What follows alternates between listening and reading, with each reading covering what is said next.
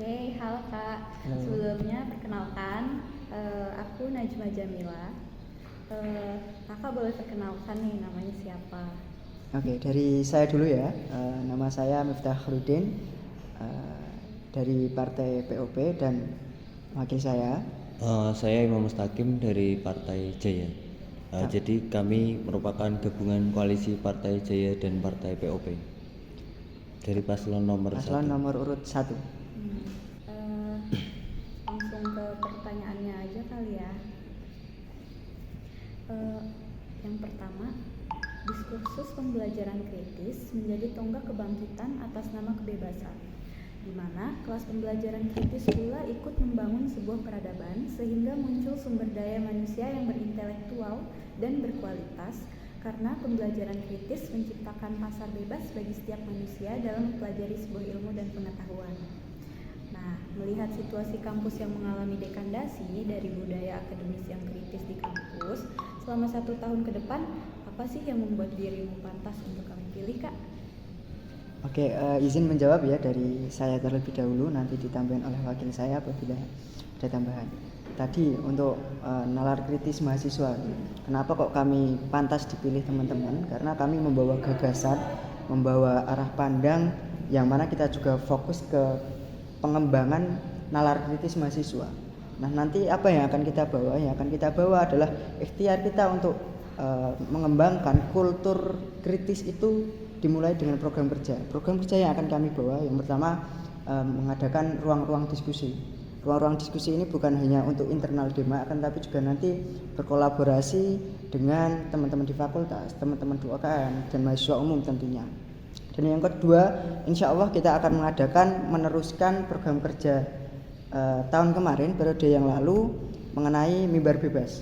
Mimbar bebas ini bagi kami sangatlah penting untuk menstimulus, merangsang mahasiswa itu untuk kritis, untuk sadar atas kondisi baik kampus maupun nasional maupun di masyarakat.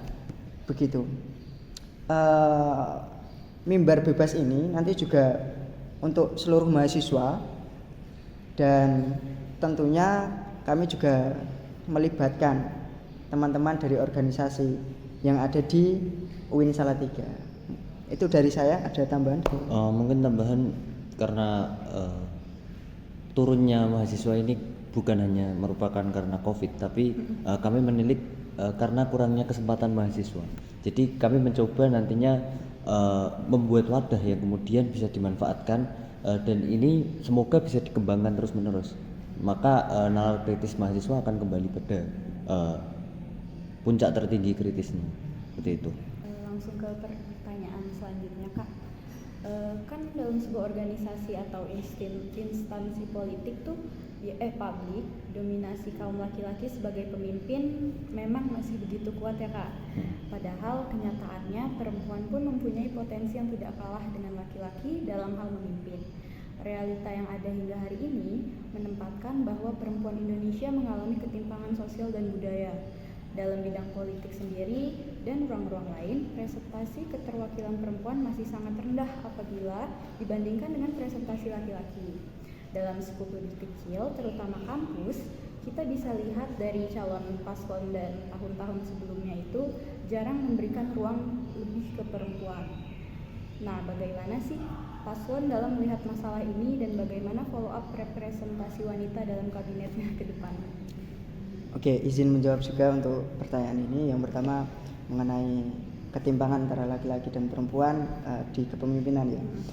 Saya kira melihat di Ormawa UIN Salatiga sendiri, baik dari HMPS, SEMA, Dema Fakultas maupun Dema U, SEMA U, rata-rata mayoritas 50% ke atas itu diisi oleh perempuan. Nah, kami kira di UIN Salatiga sendiri ketimpangan ini sudah mulai berkurang dan bahkan lebih condong ke perempuan gitu.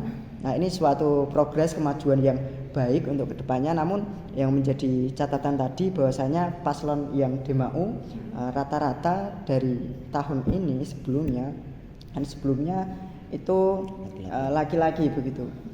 Kami kira banyak faktor yang menyebabkan, bukan hanya menganggap remeh perempuan, namun banyak faktor lain, misal ada perempuan yang ingin dicalonkan tapi ada kendala di keluarganya, ada tanggung jawab di luar sehingga tidak bisa dicalonkan. Itu yang sering kali saya jumpai mengenai itu. Saya kira juga di UIN Salatiga sudah mulai minim ketimpangan perempuan dan laki-laki dalam memimpin. Baik di Ormawa bisa dilihat sendiri calon-calonnya. Tadi juga catatan di Demau itu buat catatan. Saya kira itu dari saya. Ada tambahan? Langsung ke pertanyaan selanjutnya ya Kak. Kan menurut Herlambang Perdana Wiratraman, koordinator Kaukus Indonesia dalam kebebasan akademik, UU ITE harus dilakukan pembaharuan. Bahkan menurut beliau, pidana pencemaran nama baik di UU ITE harus dihapus karena 4 alasan. Yang pertama, pasal pencemaran nama baik seringnya digunakan sebagai sarana balas dendam dan bukan untuk sebagai menjunjung keadilan. Kedua, pasal pencemaran nama baik ini sering kali digunakan untuk membungkam kritik. Terus yang ketiga, kebebasan berpendapat penting untuk negara demokrasi. Yang terakhir, beliau menyebutkan bahwa telah direkomendasikannya penghapusan pidana pencemaran nama baik ini oleh Badan Pembinaan Hukum Nasional atau BPHN. Pernyataan ini pun menimbulkan pertanyaan, langkah apa yang harus dilakukan untuk menindaklanjuti pasal karet UU ITE? Dalam masalah di atas, bagaimana paradigma berpikir Paslon Presma melihat isu permasalahan ini dan bagaimana implementasi tindakan untuk 1 tahun ke depan, Kak?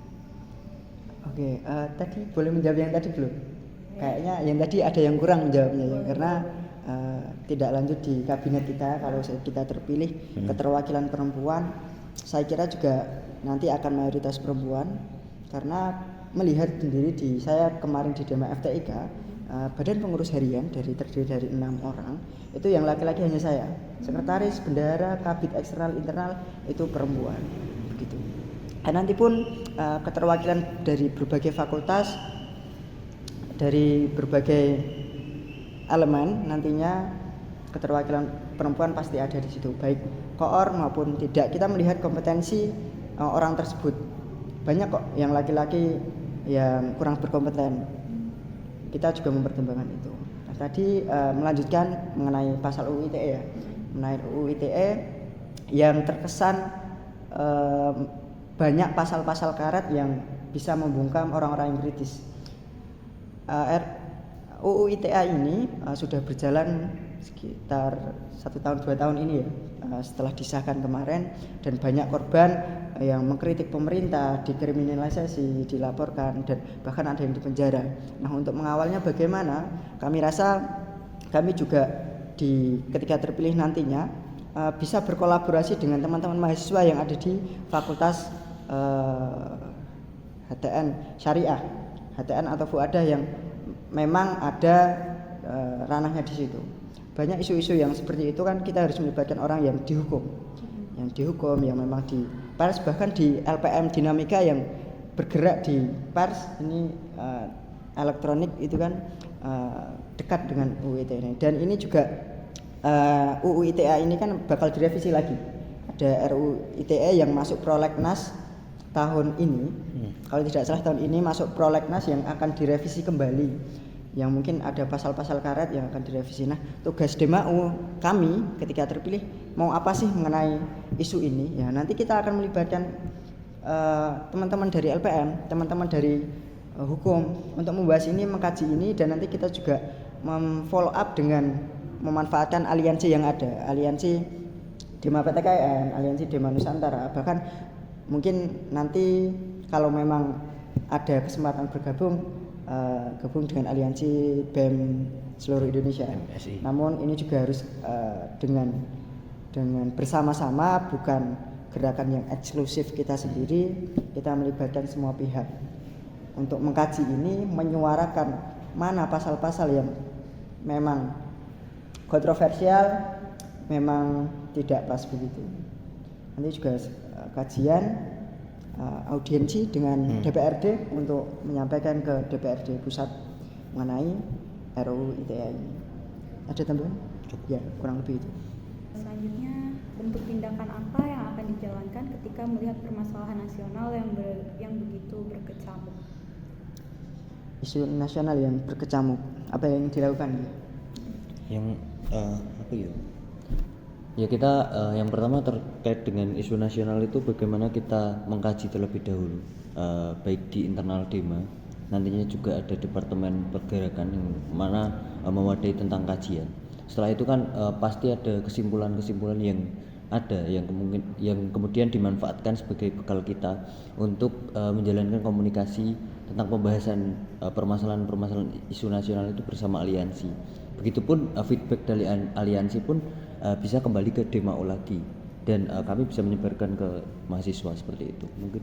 Tambahan juga ya, untuk isu nasional ini gerakan-gerakan untuk mengawal isu-isu nasional ini bukan hanya bisa dilakukan oleh 1-2 gerakan, akan tapi perlunya kolaborasi.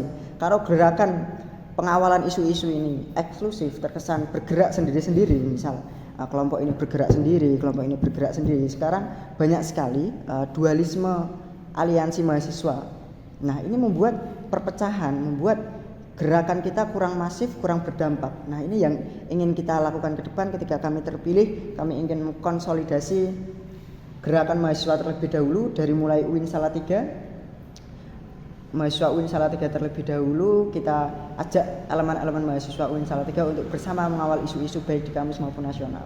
Ketika isu nasional kita mengajak konsolidasi gerak bersama dari mahasiswa, aliansi mahasiswa nasional dari seperti Dema PTKN tadi saya sebutkan, Dema Nusantara, bahkan BEM seluruh Indonesia. Itu yang kami kira perlu ditingkatkan kembali. Konsolidasi gerakan mahasiswa ini sangat kurang karena egosentris antar kelompok mahasiswa sangat tinggi, sehingga gerakan mahasiswa kurang berdampak dan bahkan tidak terasa begitu. Sekarang lanjut ke pertanyaan soal masalah kampus ya Kak. Iya. Isu apa aja sih ya Kak yang ingin diangkat? Oke, isu apa yang akan diangkat sesuai dengan keadaan kampus? Isu sekarang ini yang ada adalah yang paling utama menjadi tanda tanya teman-teman mahasiswa seringkali jas kapan. Sedikit bercerita juga ya, ini waktunya durasinya lama juga kan ya. Izin cerita juga bahwasanya waktu saya di Dema FTIK, Dema Fakultas, pada waktu itu pernah mengkaji mengenai permasalahan jas alma mater ini. Walaupun sebenarnya jas almet ini adalah ranahnya universitas.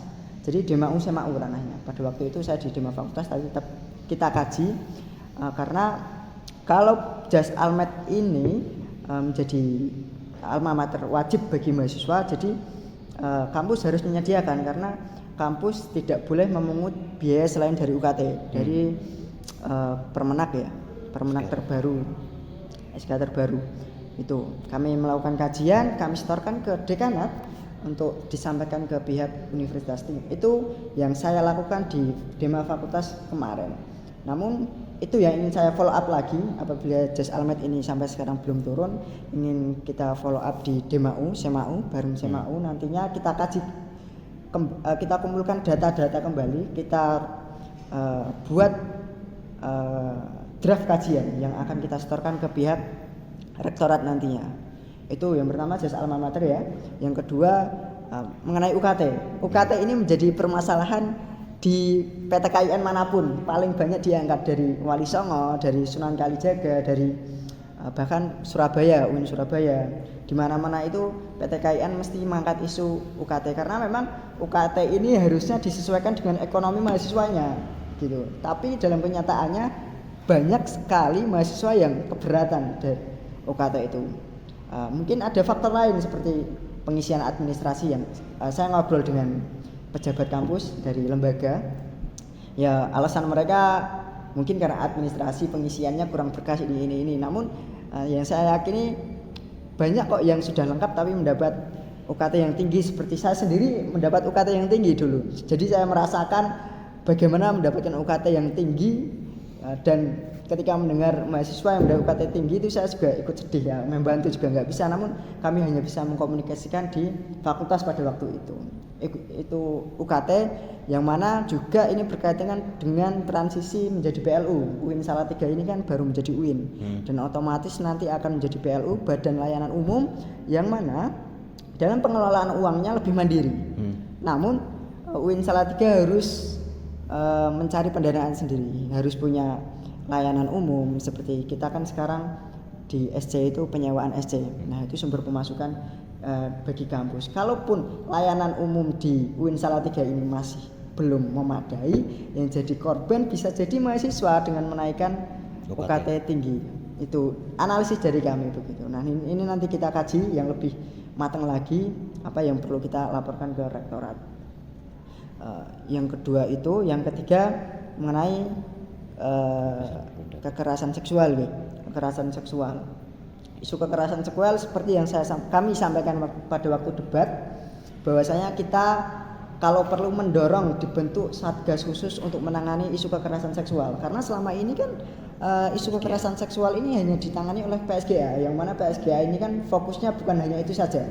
Kami ingin kampus memberikan perhatian yang lebih mengenai isu kekerasan seksual, punya satgas khusus, karena PSGA ini kan pusat studi gender dan anak, sosialisasi mengenai gender studi, bukan untuk menangani kasus-kasus seperti itu. Ada tambahan? Cukup. Ya, kurang lebih itu mengenai kasus yang memang sering kita jumpai yang nyata. Ada juga mengenai hal-hal yang perlu dikawal, isu-isu yang perlu dikawal juga, mengenai salah satunya yang kurang adalah kebebasan berekspresi. Saya kira saya juga dulu pernah dengar bahwa saya LPM pernah mengangkat isu jas alma mater gitu ya. Ini kita buka-bukaan di sini saja, mumpung ada forum seperti ini, bahwasanya LPM pernah mengangkat isu jas alma mater, dan saya dengar ini benar apa tidak, ada yang marah dari pihak Rektorat. Ya kita nggak tahu lah, jangan menyebut merek gitu. Kita belum memvalidasi, namun saya mendengar itu bahwa LPM pernah mengangkat isu jas, tapi ada yang marah mengenai itu. Ini harus kita bareng-bareng, kita kawal bareng-bareng. Kolaborasi dengan LPM, dengan DMAU harus sinergi banget. Ketika ada permasalahan seperti itu, ya harus dikomunikasikan antara DMAU, UKM, LPM dengan SEMAU, bagian pengadvokasian. Ya kita gerak bareng di situ dalam pengawalan ini. Yaitu kebebasan berekspresi. Kita bilang bahwasanya kampus tempat akademisi. Kampus harus memiliki ruang untuk kebebasan berpendapat apapun itu. Jangan sampai diintervensi, jangan sampai dikriminalisasi. Begitu. Ada tambahan? Itu kurang lebih itu. Ya. Kan tadi kan kita udah bahas nih tentang UKT, jas almet dan lain-lainnya. Nah, mengenai permasalahan tadi tuh, tanggapan dan solusi yang diberikan kira-kira gimana sih, Kak? Monggo. Terkait solusi mungkin tadi sudah sempat dibahas juga ya. Pertama terkait jas sendiri kan nantinya juga kita akan solusinya ya kita menggandeng seluruh UKM, ormawa yang ada di fakultas untuk gerak bareng-bareng bersama dengan Senat. Nantinya kan yang punya power untuk kemudian mengadvokasikan terkait jas itu juga Senat sendiri. Nanti kita pengawalannya sih. Jadi kita yang ngawal teman-teman Senat U, bukan hanya kita, nanti juga menggandeng elemen-elemen yang ada di UIN Salatiga untuk bersama-sama mengawal Senat U untuk mengadvokasikan terkait dengan jas. Sama halnya terkait dengan UKT. UKT seringkali menjadi permasalahan yang cukup sering ya.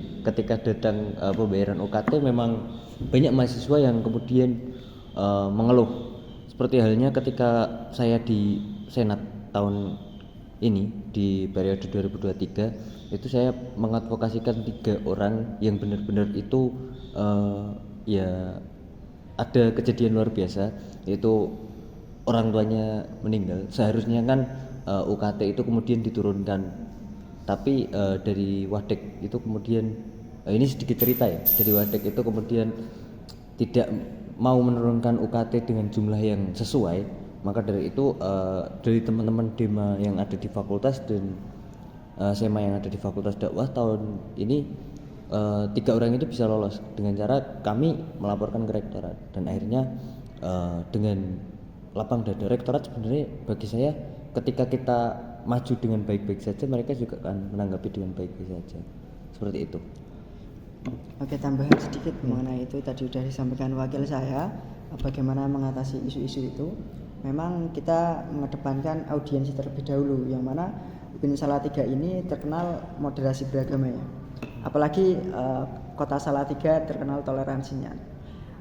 bukan berarti dengan terkenal toleransi, moderasi beragama, bukan berarti kita harus mengesampingkan nalar kritis kita, pergerakan kita ke kampus bagaimana.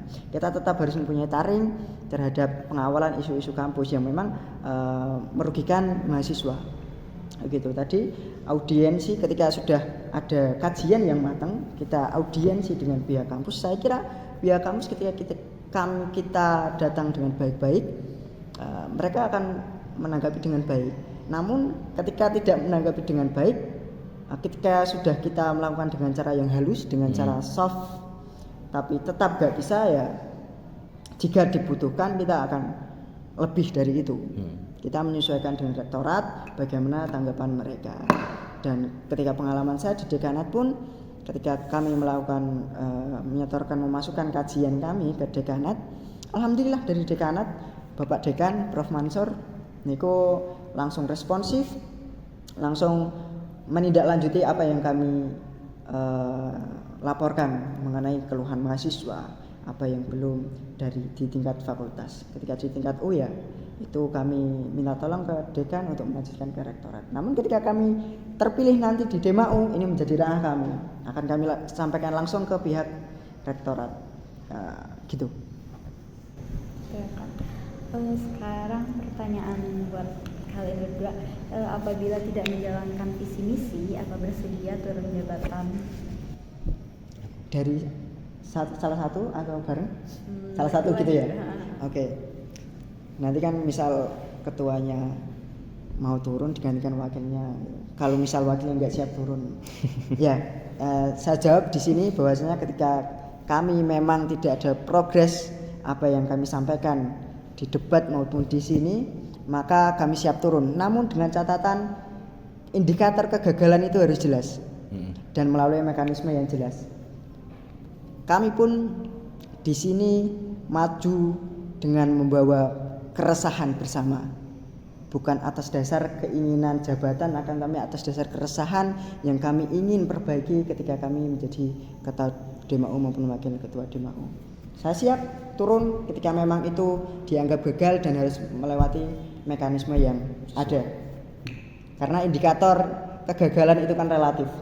Saya bisa bilang itu gagal, namun orang lain bisa bilang itu berhasil. Itu dari saya, dari wakil saya.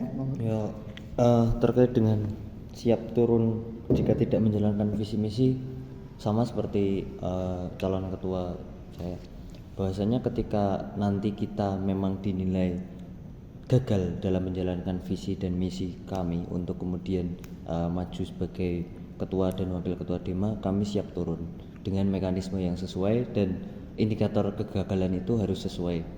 Seperti itu, karena indikator kegagalan itu menyangkut sudut pandang. Bisa jadi Mbak E bilang DEMAU tahun ini gagal, tapi orang lain bisa jadi aku DEMAU hari ini berhasil. Kan terkait sudut pandang, maka mekanismenya harus sesuai. Seperti itu. Mungkin pertanyaannya itu aja sih, Kak. Sebelumnya terima kasih sudah bersedia datang dan menjawab pertanyaan-pertanyaan kita. Oke, sama-sama kepada LPM telah mengundang kami untuk ngobrol-ngobrol di sini.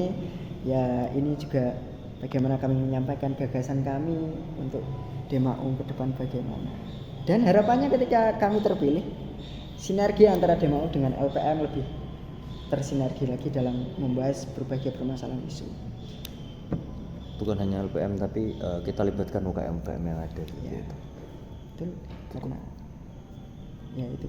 UKM LPM ini kan juga bergerak di media menyorot suatu isu dan kami butuh hal itu. DEMAU tidak bisa berdiri sendiri. DEMAU adalah organisasi fleksibel. Ini bisa menjadi kelebihan atau kekurangan bagaimana arah gerak ke depan. Namun yang kami akan bawa nantinya, kita akan mensinergikan DEMAU dengan berbagai elemen termasuk UKM, karena kolaborasi ini kami anggap adalah saling mengisi kekurangan masing-masing. DEMAU punya kekurangan, UKM punya kekurangan, mari kita saling mengisi kekurangan tersebut sehingga bisa berdampak lebih bagi mahasiswa, masyarakat maupun di luar sana. Gitu.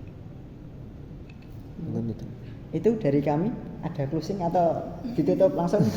Monggo moderator Mbak Najma, Mata Najma. Mungkin ada jargon sedikit dari paslon nomor 1. Boleh lihat Oke, kemarin ya. Nama cinta.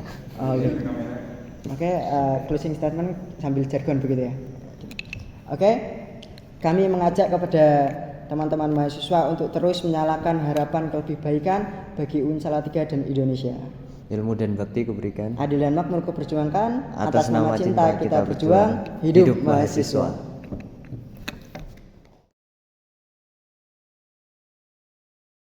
Sebelumnya, perkenalkan nama aku Najwa Jamilah. Kakak boleh nih perkenalkan namanya siapa kak? Dari nomor urut berapa? Baik, mungkin saya Muhammad Kurniawan dari Fakultas Ekonomi dan Bisnis Islam, dan saya di pemilihan ini di nomor urut 2 dari fraksi PNT. Perkenalkan, nama saya Mustafa Bibi dari fraksi PNT sebagai wakil ketua nomor urut 2. Kita langsung ke pertanyaannya aja nih ya kak. Ya. Yang pertama, aku jelasin dulu ya. Kan diskursus pembelajaran kritis menjadi tonggak kebangkitan atas nama kebebasan, di mana kelas pembelajaran kritis pula ikut membangun sebuah peradaban sehingga muncul sumber daya manusia yang berintelektual dan berkualitas.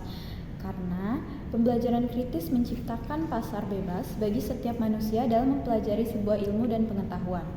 Melihat situasi kampus yang mengalami dekadasi dari budaya akademis yang kritis di kampus selama 1 tahun ke depan, apa yang membuat dirimu pantas untuk kami pilih, Kak? Kalau soal itu, dalam 1 tahun ke depan, bila kami terpilih, kami memiliki visi dan misi yang akan menjadi acuan berjalannya organisasi DEMA UIN 1 tahun ke depan. Dan visi misinya boleh saya bacakan. Boleh?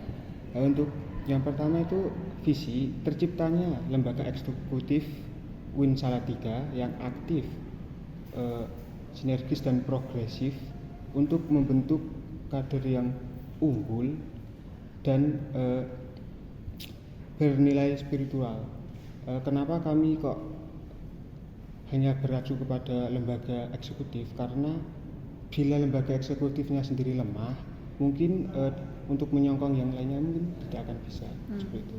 Dan untuk misi-misi kami ke depannya, yang pertama itu kami akan membangun keaktifan dengan cara saling bersinergi terhadap akademika. Dan yang kedua, kami itu membangun wadah bagi peran mahasiswa baik di bidang eksternal maupun internal.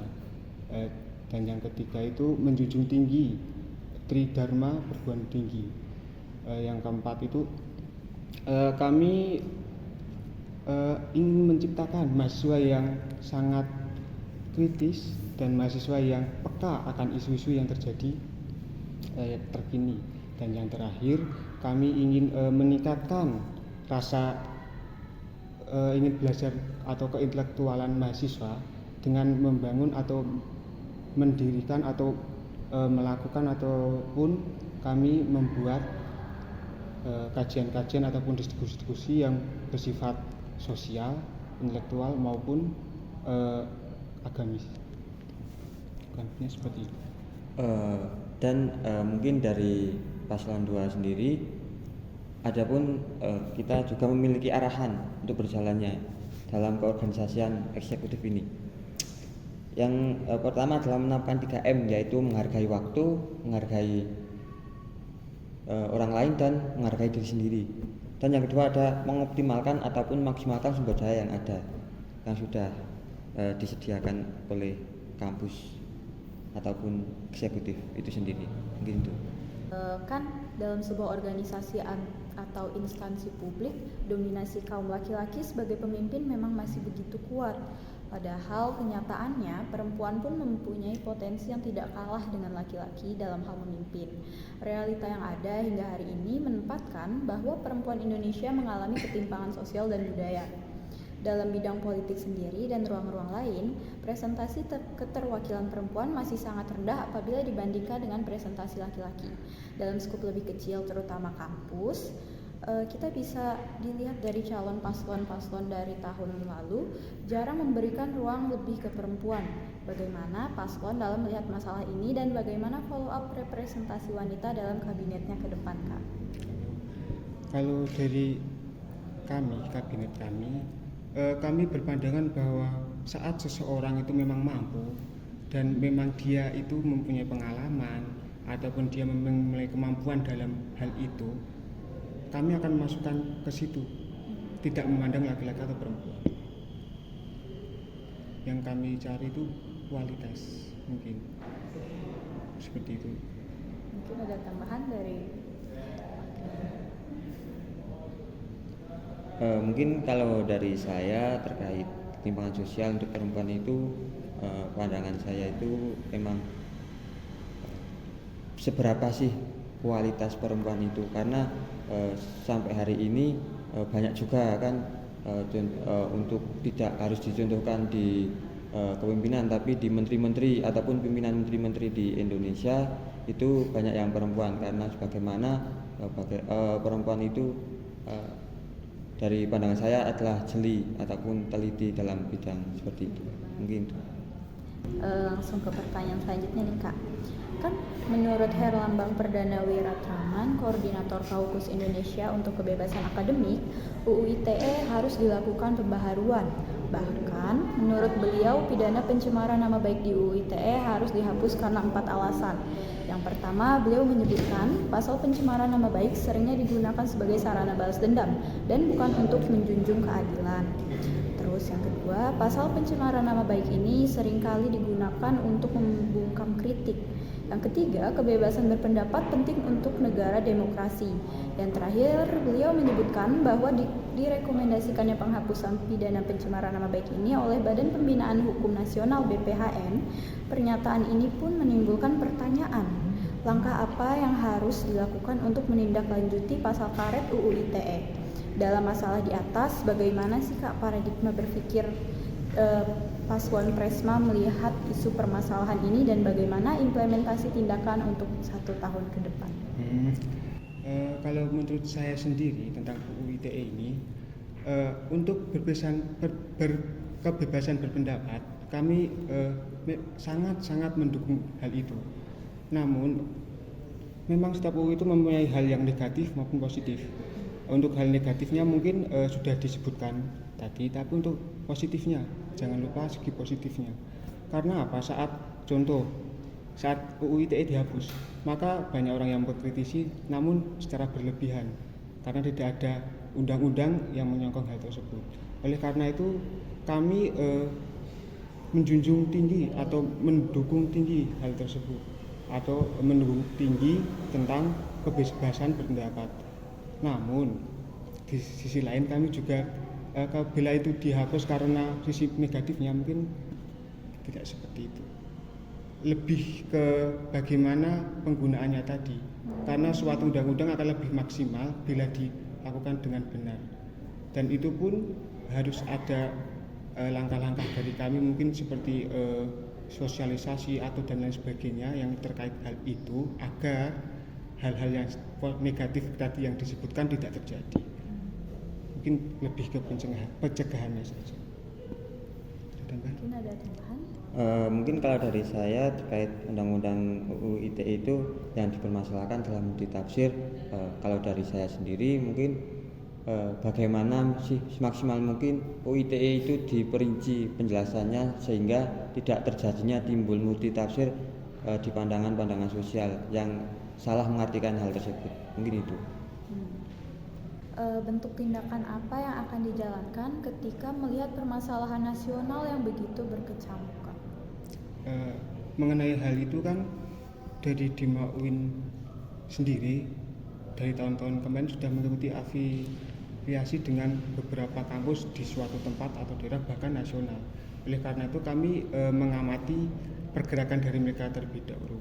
Tapi selagi kami mengamati juga melakukan diskusi-diskusi di lingkup internal terlebih dahulu dan akan dilanjut ke diskusi di lingkup afiliasi tadi.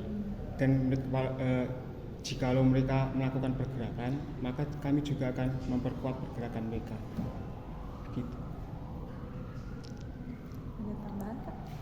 mungkin kalau dari saya cukup untuk terkait permasalahan ini. Sekarang kita lanjut ke pertanyaan soal masalah kampus nih ya Kak. Isu apa aja sih Kak yang ingin diangkat?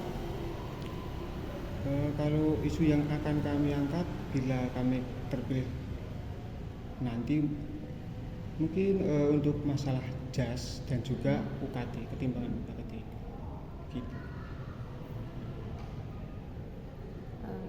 Lanjut ke pertanyaan selanjutnya.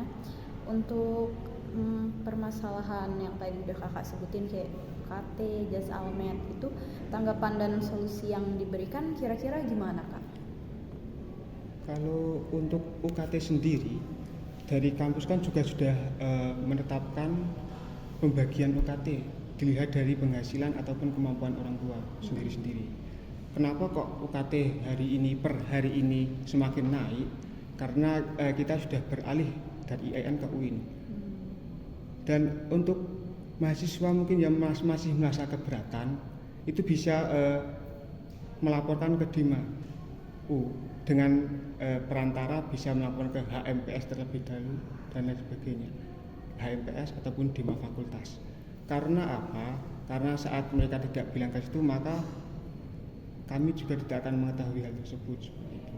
Dan untuk kejelasannya saat mereka sudah mengajukan hal tersebut, kami dari DIMAU juga akan mendampingi sampai ke rektorat dan meminta kejelasan, bahkan meminta hasil dari mereka untuk UKT anak tadi tersebut.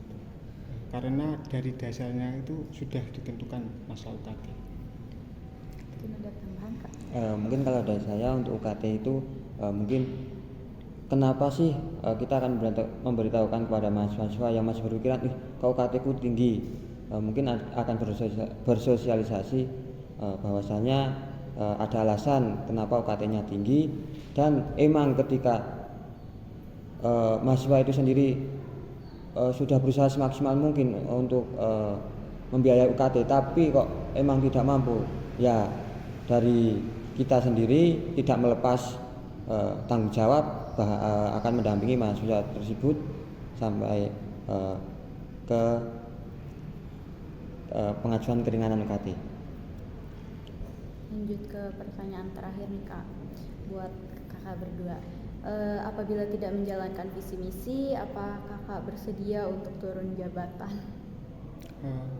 Kalau saya pribadi, memang jikalau memang saya melakukan kesalahan yang fatal, itu silahkan saja, saya bersedia. Tapi untuk mengundurkan diri atau lepas dari jabatan itu terdapat prosedurnya tersendiri, yang mungkin agak rumit gitu. Bukan berarti saya tidak ingin turun jabatan, tidak. Tapi yang berhak mencabut jabatan saya itu hanya lembaga legislasi, partai, dan juga bila saya melakukan kesalahan fatal itu tadi. Seperti itu. Kalau dari saya ketika emang tidak sesuai dengan visi misi saya yang tidak dijalankan, ya mungkin itu bebannya adalah untuk menurunkan jabatan sendiri emanglah tidak semudah membalikan tangan.